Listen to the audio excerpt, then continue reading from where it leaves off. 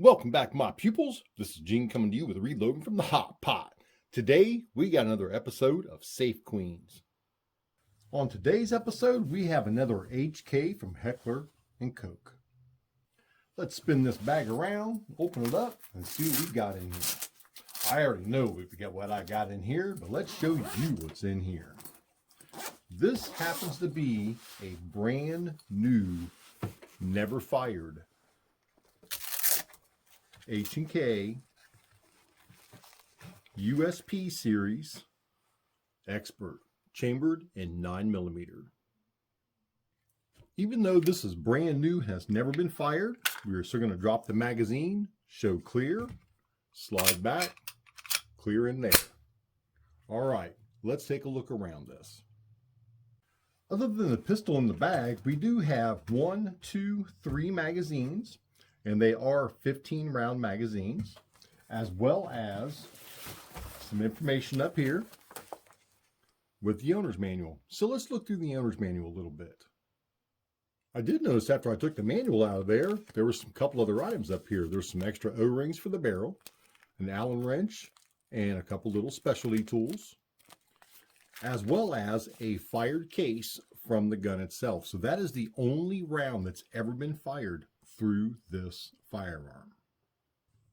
All of the H&K operators manuals I've looked at have been very, very nice manuals.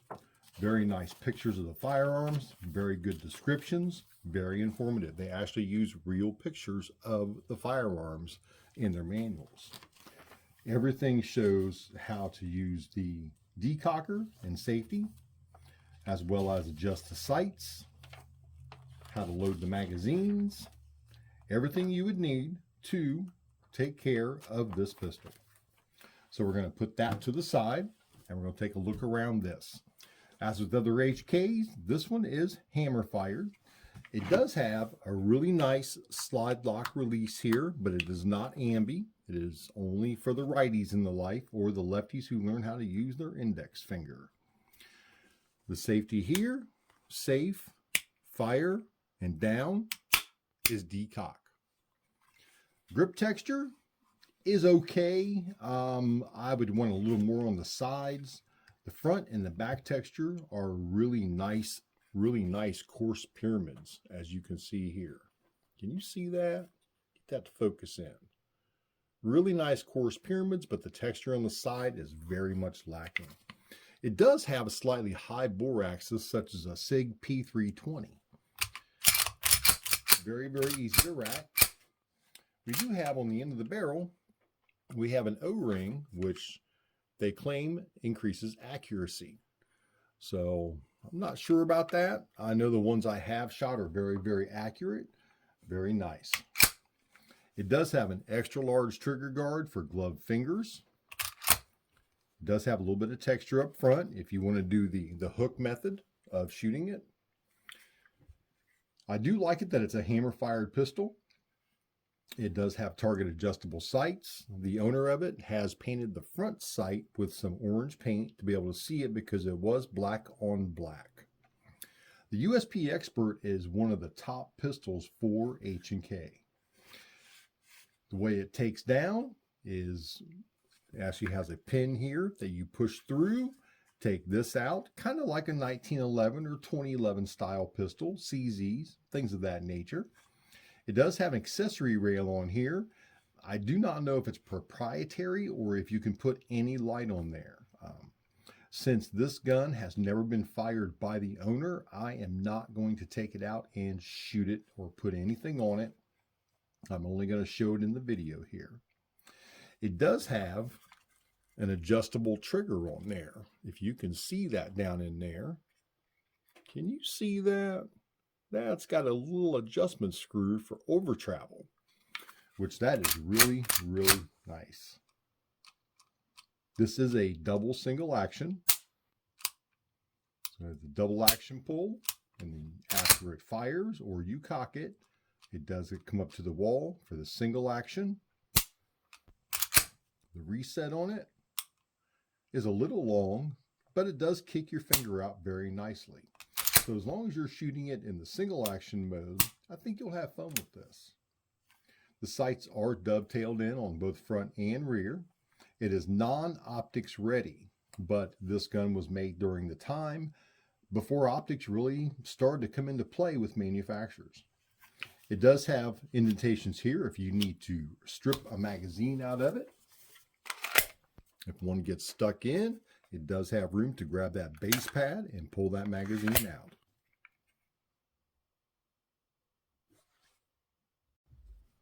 The magazines themselves say made in Germany on it, 9x19. Then that is the only identification on them. They are of the plastic variety. They do have some steel lips here at the top for feeding. Do not believe they go all the way down in. No, they do not. So it is only just steel feed lips. They do have the release on the front here because it is an ambidextrous style release. That is the European up here. They don't have the mag release button here like the Americans do. This is it here. So you could actually grab it from either side.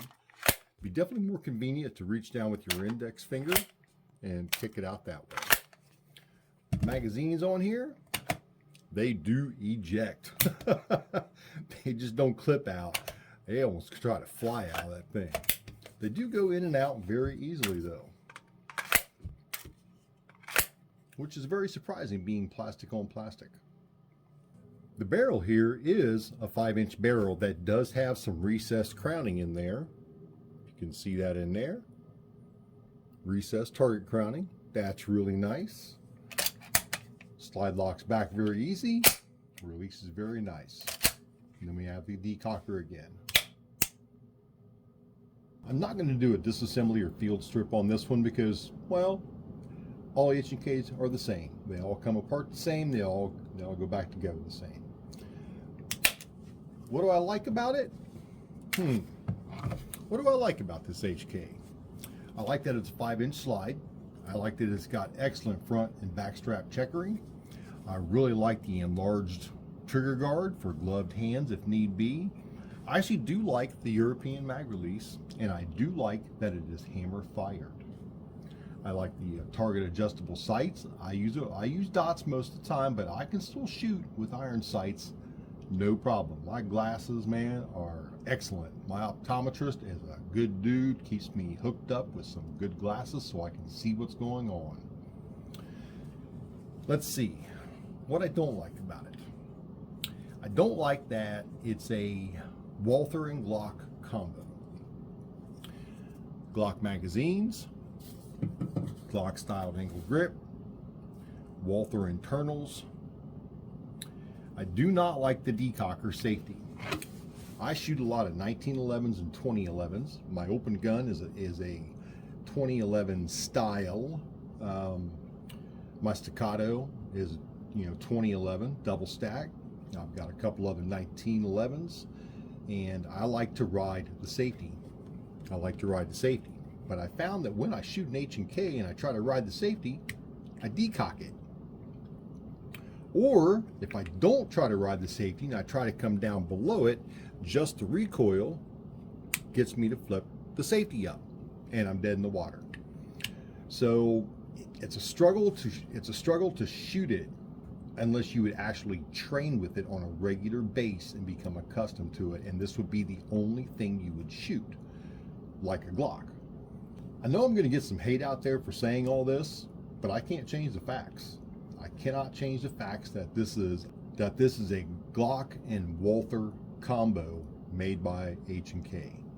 HKs are very expensive, and they claim the expense comes from the attention to detail in them, the quality of the components.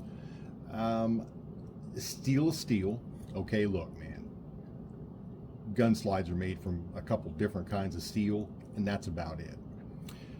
The polymer, the fiberglass filled polymer resin for the frame, it's done by everybody now.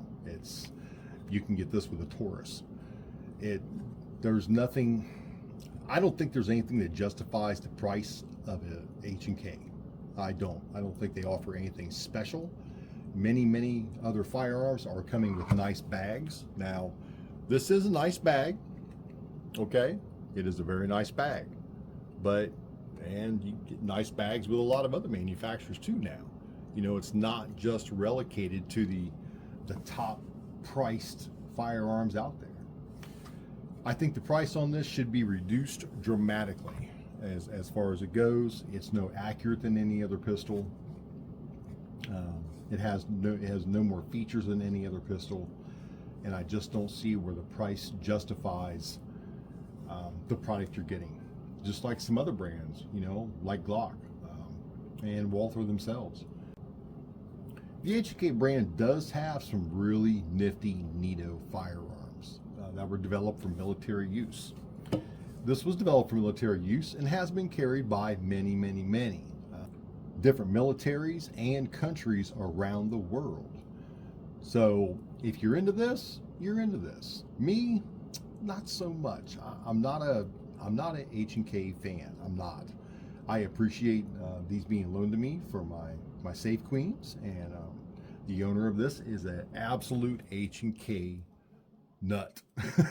He's in, they call them Glock tards. He's H&K tard, and he's going to be watching this, so he's going to hear me say this, but that's okay. He's a long military service veteran, okay? EMT, firefighter, great man in life, but he is absolutely in love with the HK brand. And I get it. Once we fall into something like that, we become familiar with it. We use it on duty. It becomes a second part of us. And I get that. I'm not a gun brand whore to any brand. I like all different brands. I own all different brands. I shoot all different brands. Just because I like guns. But I won't be shooting this because I do not want to be the one to take the first shot with it. He told me, man, you're going to be the one taking the first shots of this, you know, after it was bought brand new.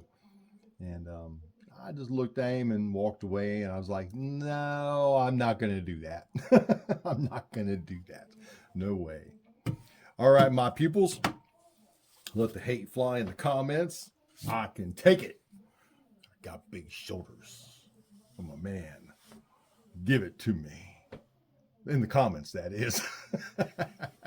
All right, my pupils, that's all I got for you today. I hope you enjoyed this episode of Safe Queens, and we got this one, and then we got another one coming next week.